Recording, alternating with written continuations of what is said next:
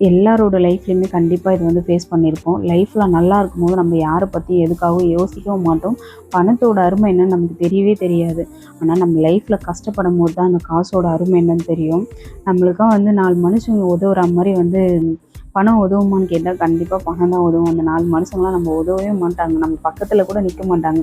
கஷ்டம்னு வரும்போது திரும்பி பாருங்கள், யாராச்சும் ஒருத்தராச்சும் கூட இருக்காங்களான்னு சொல்லிட்டு. நம்ம பழகுறவங்க யாராச்சும் ஒரு சில பேர் நம்மளுக்கு உதவி செய்யலாம். ஆனால் உறவுன்னு சொல்லிட்டு இருக்கிறவங்க யாரும் ஒருத்தர் கூட நம்மளுக்கு உதவி செய்யவே மாட்டாங்க.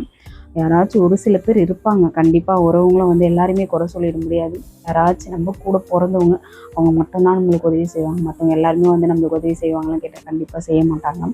செய்யறதுக்கு யோசிப்பாங்க. அதனால் நம்ம வந்து செலவு பண்ணுறது வந்து யாருக்காக செலவு பண்ணுறோம், எதுக்காக செலவு பண்ணுறோம் தெரிஞ்சு புரிஞ்சு செலவு பண்ணாலுமே லைஃப் நல்லாயிருக்கும். இன்றைக்கி பணம் வரும், நாளைக்கு போகும். அதுதான் வாழ்க்கை. ஆனால் பணமே வாழ்க்கை அப்படின்ற மாதிரி நிறைய பேர் வாழ்ந்துட்டுருக்காங்க. கண்டிப்பாக வந்து நம்ம கஷ்டப்படும்போது நம்மளுக்கு வந்து பணம் வந்து ஆறுதல் சொல்லாது. 4 மனுஷங்க ஆறுதல் சொல்லுவாங்க. பணமும் நம்மளுக்கு தேவைப்படும். அது எவ்வளவோ அதுக்கேற்ற மாதிரி நம்ம சேமித்து வச்சு நம்ம கரெக்டாக சிக்கனமாக செலவு பண்ணால் நம்ம லைஃப் நல்லாயிருக்கும்.